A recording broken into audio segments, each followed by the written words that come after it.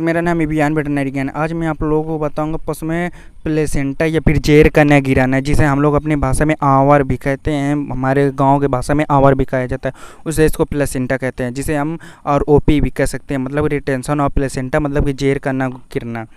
ये जो होता है पशु चिकित्सक में बहुत बड़ा कारण होता है, जो पशु को बियाने के बाद जेर नहीं गिरता है। चलो इसके बारे में विस्तार से आप लोगों को बताता हूँ।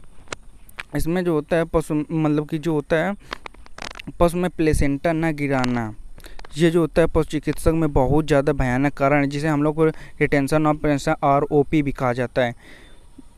इसमें 100% नीचे सही जानकारी दी गई है।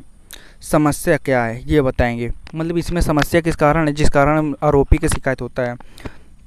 सामान्य स्थिति में प्रसव के 6 से 12 घंटे में प्लेसेंटा जो होता है, यानी कि जो जेर होता है, वो 6 से 12 घंटे के बाद बाहर निकल जाता है। ROP अगर प्रसव के बाद अगर जानवर 12 घंटों तक जेर नहीं डालता है, मतलब कि जानवर ब्याह गया, उसके ब्याने के बाद भी 12 घंटे तक जेर नहीं डालता है या फिर आंवर नहीं डालता है, उसको हम रिटेंशन ऑफ प्लेसेंटा कहते हैं, यानी कि प्लेसेंटा का ना गिरना कहते हैं। ये गाय में यह सबसे ज़्यादा पाया जाता है, लेकिन भैंस में भी होता है, लेकिन मतलब भैंस की तुलना में गायों में ये ज़्यादा पाया जाता है। उसके साथ मैंने कारण आप लोगों को बताएंगे, कॉज जिसे कहते हैं। कारण इसमें जो होता है बहुत सारे हो सकते हैं, जैसे पोषक संबंधित जो होता है, पोषक के कमी के कारण भी हो सकता है, यानी पोषक सही तरीके से पशु को न मिलना। जैसे कि होते हैं मिनरल व विटामिन की कमी के कारण, जिसे हम विशेषकर सेलेनियम, विटामिन ए और कैल्शियम फास्फोरस कहते हैं। इसकी कमी से भी पशु जो होता है जेर नहीं गिराता है। गर्भाशय में प्रोटीन एनर्जी की कमी के कारण भी हो सकता है। संक्रमण रोग के कारण भी होता है जो पशु जेर नहीं गिराता है। ब्रुसलोसिस, जैसे कि ब्रुसलोसिस होता है, इसमें जो होता है पशु मतलब कि 6 महीने 8 महीने के गाभिन में पशु एबॉर्शन कर देता है। IBR, लेप्टोस्पायरोसिस, गर्भपात और गर्भपात मतलब हो जाता है पशु बच्चा फेंक देता, तो उसके बाद में ROP रिटेंशन ऑफ प्लेसेंटा की शिकायत हो जाती है, पशु जेर नहीं डालता। प्रबंधन संबंधित, मतलब कि रख रखाव में जो होता है उसके कमी के कारण। अस्वच्छता स्थान, गर्भाशय में संक्रमण, मतलब कि अस्वच्छता रखेंगे तो पशु के योनि द्वारा उसमें बैक्टीरिया चला जाएगा, जिसके चलते पशु में संक्रमण हो जाता है और पशु जेर नहीं गिराता है। कठिन प्रसव, यह मृत बछड़ा का जन्म लेना, जब डिस्टोकिया हो जाता है पशु सही से बच्चा नहीं डाल पाता है, जिसके चलते पशु में डिस्टोकिया हो जाता है, उसके कारण भी पशु में ROP की शिकायत पाई जाती है।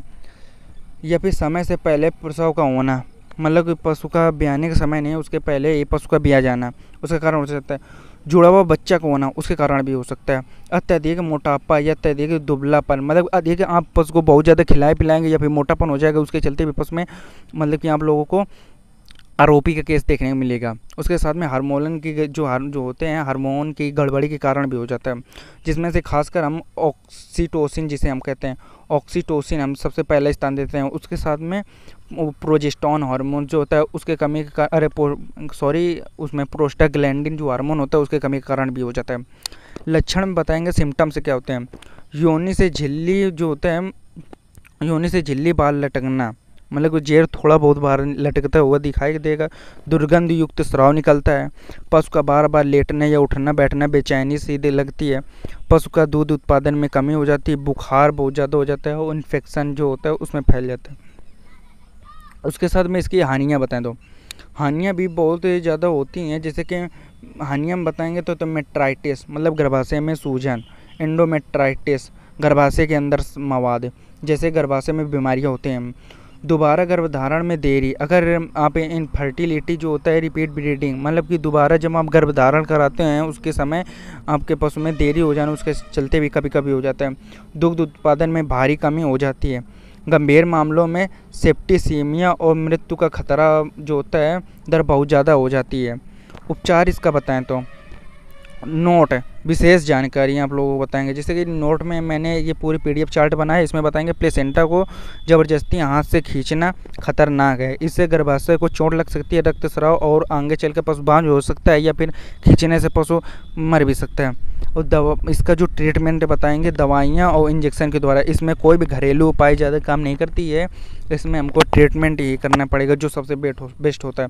ट्रीटमेंट में आप लोगों को बताऊँ तो ट्रीटमेंट में सबसे पहले ऑक्सीटोसिन इंजेक्शन 20 लाख आयु से लेकर 40 लाख आयु प्रसव के तुरंत बाद 2 से 3 बार, मतलब 2 से 3 घंटे के अंतराल में 2 से 3 बार दिया जाता है। प्रोस्टाग्लैंडिन जिसे PGF2 अल्फा कहते हैं, डाइनोप्रोस्ट नाम से इंजेक्शन पाए जाते हैं या फिर क्लोप्रोस्टेनॉल इंजेक्शन नाम से आ जाते हैं। इसको जो होता है गर्भाशय में संकुचन को बढ़ा देता है, जिसके चलते जेर जो बाहर आ जाती है। मतलब कि आपने सुना होगा कैल्शियम की कमी के कारण पशु जो होता है मिल के फेफड़े में चला जाता है। तो कैल्शियम की कमी के कारण पशु में एनर्जी की कमी होती है, जिसके कारण वो जेर नहीं निकाल पाता, उसके चलते हो सकती है।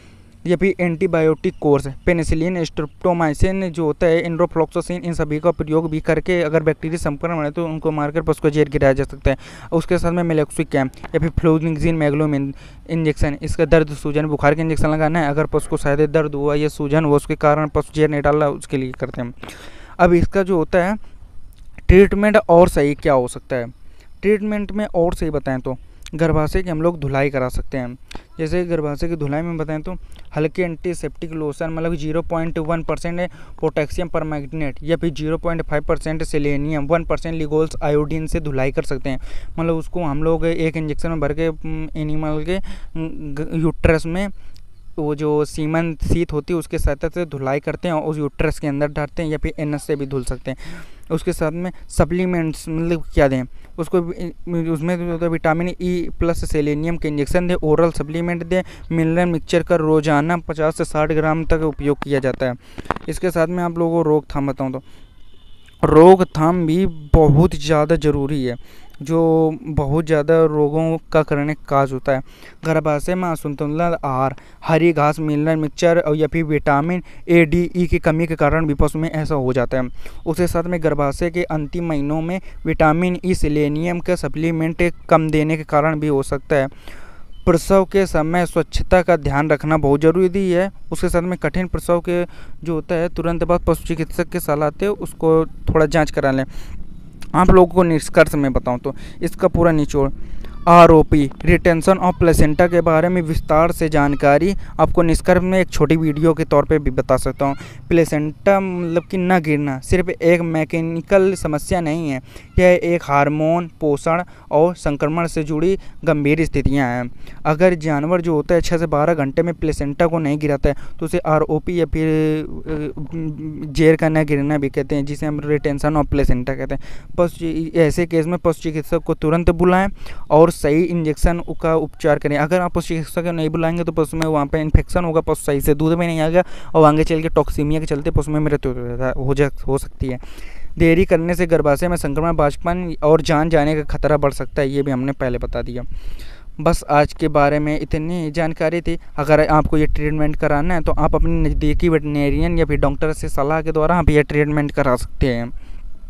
आज आप लोगों को ये वीडियो पसंद आए तो लाइक करें और आप नए हैं तो सब्सक्राइब करें और बेल आइकन को दबाना ना भूलें। तो आज के लिए इतनी वीडियो थे, चलो चलता हूँ मैं गाइस।